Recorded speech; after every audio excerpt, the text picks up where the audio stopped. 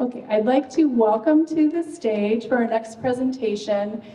We have a presentation called Cultivating a Sense of Belonging, Facilitating a Residential Curriculum with Samantha Alberto, Associate Dean of Campus Experience, Fiona Corner, Assistant Director of Residential Experience, Brian Middleton, Director of Campus Housing, and Carolina Celis, Housing Operations Manager of Campus Housing. Thank you. Yay, thank you so much. Hi, everyone. Good afternoon. I'm going to let y'all introduce yourself again if you'd like. Brian is obviously not here. He's actually on vacation, so yay him. Hello, everyone. My name is Carolina Celis. I am the Housing Operations Manager. I'm also a resident director here on campus. My name's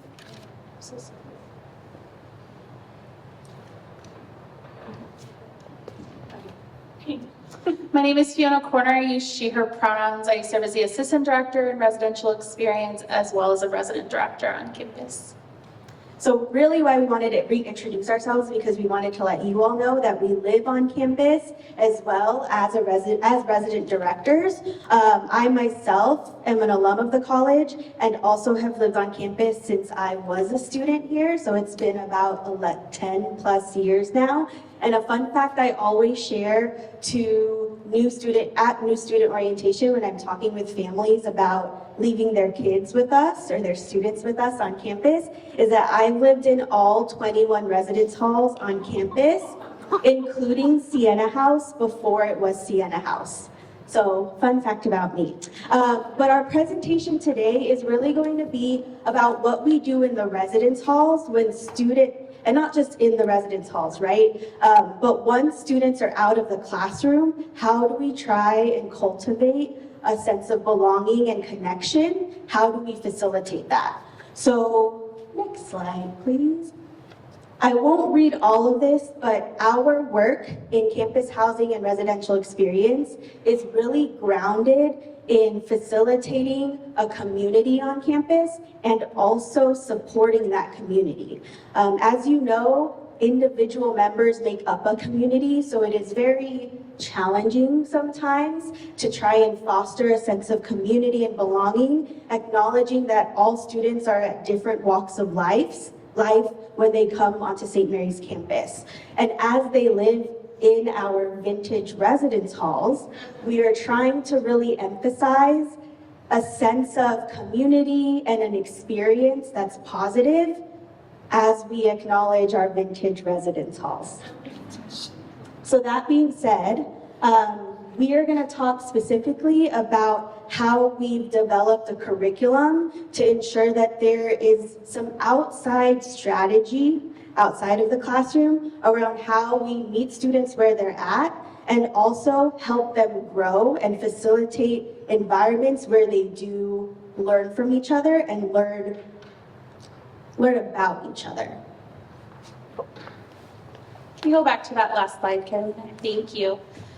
So to give a little brief history about residential curriculums, they were first modeled in 2006 at the University of Delaware in an article titled Beyond Seat Time and Student Satisfaction.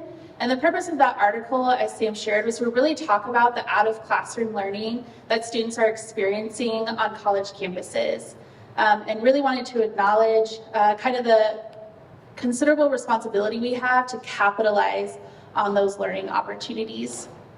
Sam also shared, but also I wanted to reiterate that a critical component of developing and facilitating residential curriculums is that they are very specific and unique to the needs and kind of the grounding mission, vision, values of each college campus. So there are hundreds of colleges across the world that have residential curriculums or curricular approaches, but ours and each of theirs are very specific to the learning needs and experiences of their students.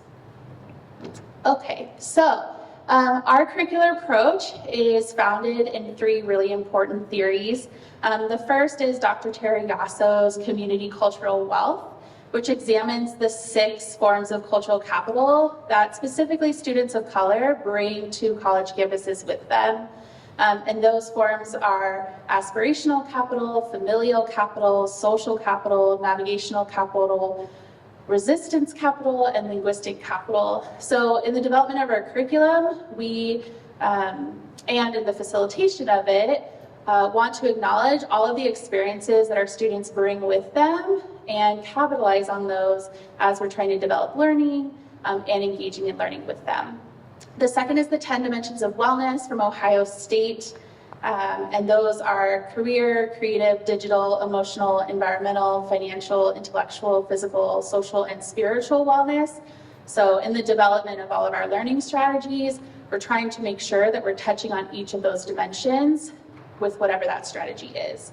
And then finally, the learning partnerships model, Baxter-Magolda. We're trying to validate our students as knowers and meaning makers, and ensuring that in the learning strategies and processes we're developing, that we're co-creating that with students.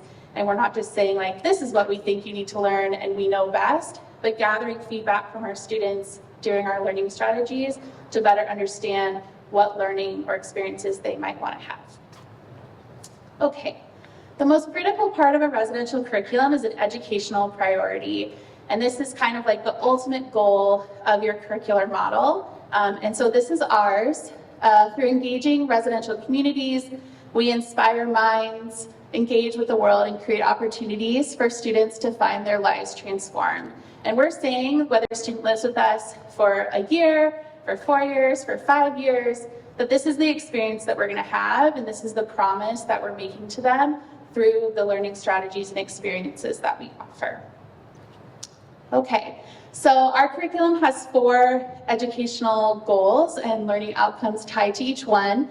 And we chose bold, curious and passionate, community-focused and justice-driven to kind of pull on the personalities and traits of a Gale.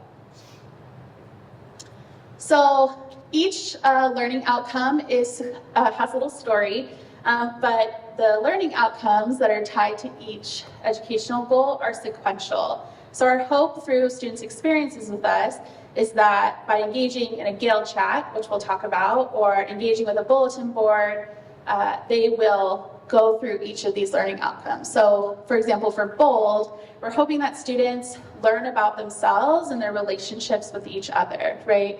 They examine their personal values and social identities, recognize the relationship between the 10 dimensions of wellness, and they practice advocating for their personal needs.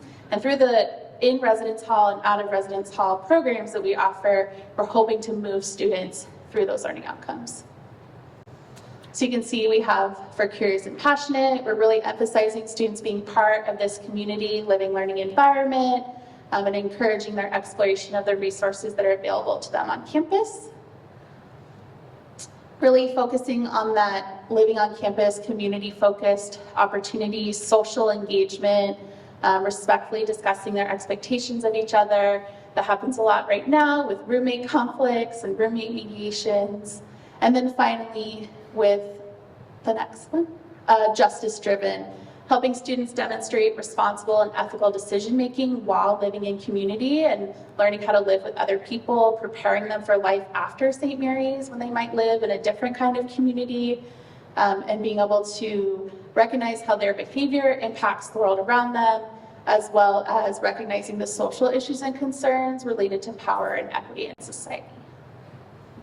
And so how do we do that through this residential curriculum? What does that look like in practice? So throughout the academic calendar year, resident directors and resident advisors, the student and staff, faculty, folks who are in residence with these students, these are the strategies programmatically and also what they do in practice to help demonstrate and bring out all of these educational priorities. And so first and foremost, we host first hall meetings in the residence halls, and this allows students to learn about community guidelines, kind of rules on how to be neighbors with one another. You'll be surprised right now, there's a lot of noise complaints because of our vintage thin walls in our residence halls. I'm going to say that a lot. And so students learning how to confront each other and say, be quiet, can you please be quiet, versus texting the resident advisor and saying, can you please go and tell them to be quiet, right? So as much as that sounds very basic, that is something that we encourage and someone needs to nudge students on how to do.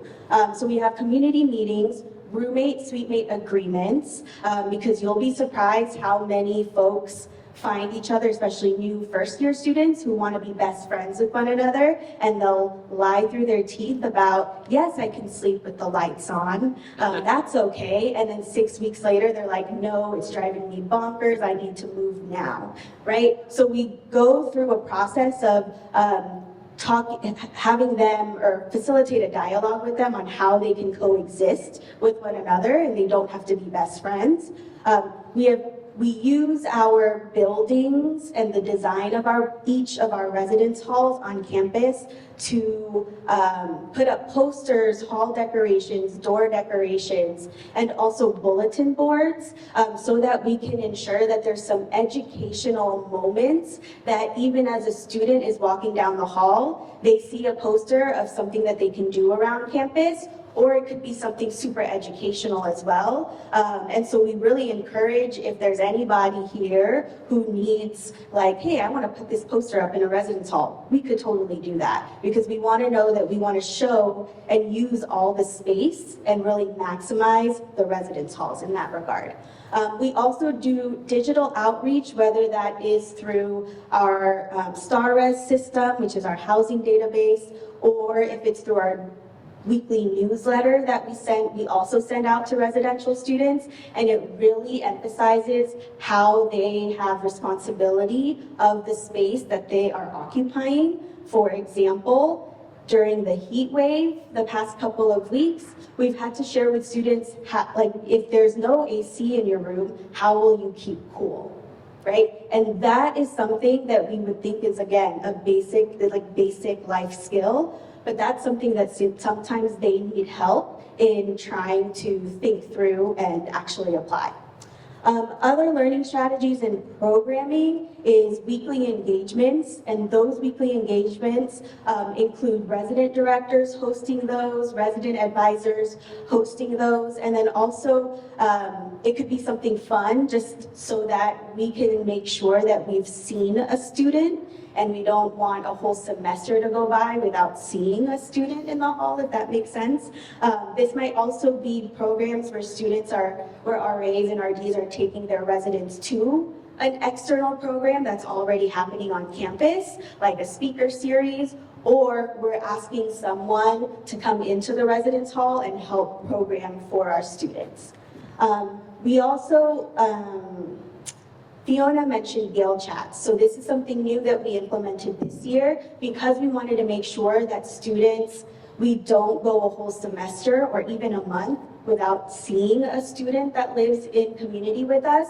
We've asked every resident advisor to knock on the door and have a 5 to 10 minute chat with every single one of their 45 or 98 residents, so that we can have a sense of what is their experience like, who might we need to connect them with in terms of a resource if they're struggling in a class or they don't know who their academic advisor is, or they might be struggling mentally, like mental health wise, or just finding connections. So who can we connect them to? So there's so many other more learning strategies. We do have a Residence Hall Association that is a small programming board on campus that tries to engage with all residential students. Our office also does birthday cards to ensure that every residential student, we know and acknowledge their birthdays and why they're here. So there's so many ways that we program, that we engage with students, all in line for that educational priority of ensuring that they are at a safe, they're living in a safe and healthy environment. Perfect. Now we're going to talk a little bit about how campus housing has been working with residential experience to really make students feel welcome and supported within our housing office as well. we've actually incorporated a gender inclusive housing method within our housing application. So now students, before they used to come and talk to the housing operations manager if they were interested in gender housing, gender inclusive housing, but now it's actually included in the housing application. So we have about 6 suites this year that are gender inclusive, where students in the application themselves selected what gender they want to represent or feel more comfortable living in, and after that, that will show them options of other students that included gender inclusive. So that will allow them to connect during our housing selection process and be able to live in a space that they feel welcome, in a community that they feel supported in with their suite mates, but then also their residential staff being there to support them as well. We also moved to an in-person housing selection. This past year was the first time we did the in-person housing selection, and we had so many students come up to us and say, we love this. This is so much better. It helps with our anxiety when we're selecting online. A lot of students feel like the in-person really helped them problem solve any of the problems that they might have experienced of maybe selecting a space online and then it wasn't available. So definitely that in-person experience really created a positive impact. And we noticed a lot of students wanting to live with their friends. So we really tried to find a way to really support that. And we are going to do it again. So hopefully this upcoming year, it's just as good. And we have just as good of a lot of positive information from the students, feedback to help us make every year our in-person housing selection a lot better for them.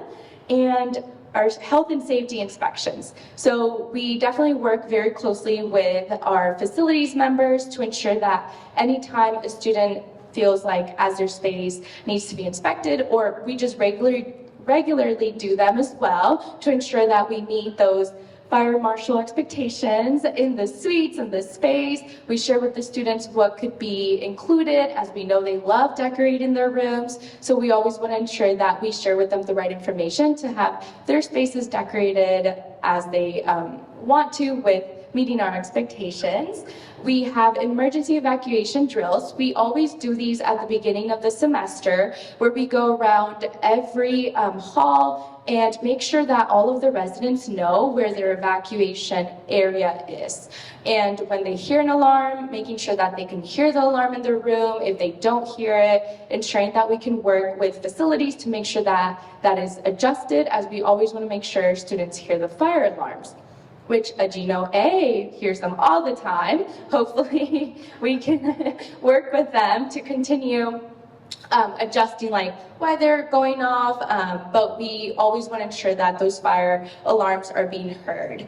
And we also have culinary council. So we have culinary council where we work very closely with Good Eating Company, where students can come and share their input about the dining hall. And faculty and staff are also welcome to come share their input about their experience at the dining hall, what they would like to see, any feedback they have. Our Good Eating Company general manager is there present. Other staff of the Good Eating Company is there as well to really try to hear and take the input and feedback from everyone, and really try to work with their team to ensure that students are feeling heard and supported within any feedback they have in the dining hall. And we also have advocating for residential needs. So we have our essential needs program, but we also just always encourage students to come, reach out to us, the residential staff, and share with us any ways that we can support them, especially if they need emergency housing or dining or any of those options. We work really closely with essential needs to ensure that any student that comes to them with any concerns, we can support the student, whether it's emergency housing or it's emergency meals that they need, and we can support them in that way.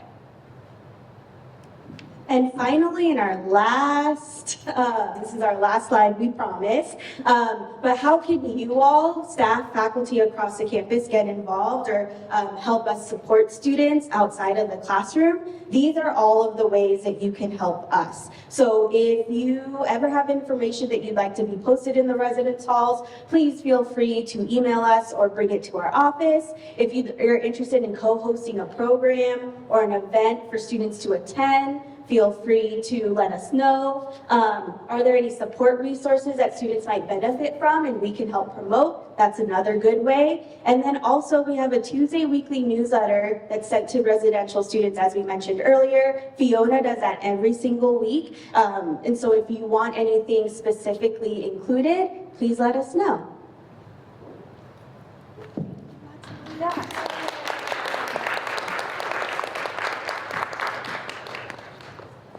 We have a couple of minutes for questions.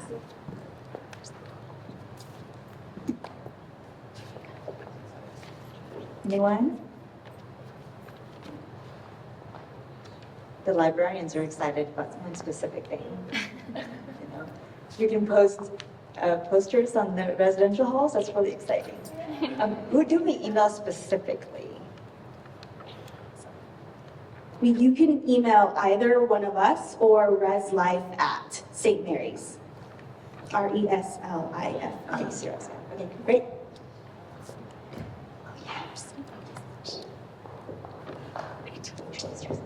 Hi, I'm Brother Steve, and I'm from Mission and Ministry Center. I'm an RD in Murray East. I'm Fiona's, we're neighbors. I have a question. What is exactly the in-person selection process? Do they actually physically go into a room to select it? If you could explain that, please. Yeah, so last year we did, of course, students have an application deadline, and once that deadline has passed, we sent them their time slot. So that time slot is when they come to, which last year was Madigan, so they showed up at Madigan about 5 minutes before their time slot. They checked in, then we had all of our floor plans printed for all of our halls. So we crossed off any that were already taken. Students go and it's Sammy, Brian, and Fiona who might be in our computers placing the students. They'll check what's available and then come to our table and we will place them in a room. And then they sign the housing contract. Xfinity is here. We're trying to get as many partners that we have come and table. We had a photo booth and we did this for 3 days last year. Of course, our time started around 4 p.m. to 10 p.m. So we wanted to do something around after classes. But if students said they had a class, but they had a friend group that they were a part of, then their friend group could select their space for them. So that's kind of how we did it. This upcoming year, we're hoping to do it again. It's going to be here at the Soda Center. And this is the space where students will come, we'll have our floor plans. We are still trying to work if we are going to do the same, if you have a friend group, the bigger the group, the earlier the time slot, but we always work with that feedback that the students share with us. So yeah. Also, a fun fact, in 2012 was when we sunsetted the in-person room selection process and did a digital online version so students can select housing from anywhere. But we slowly learned that students had a lot of anxiety around picking their rooms. So that's why we made it in person to respond to that need. Other questions? Okay. All right. Thank you so much. Appreciate it.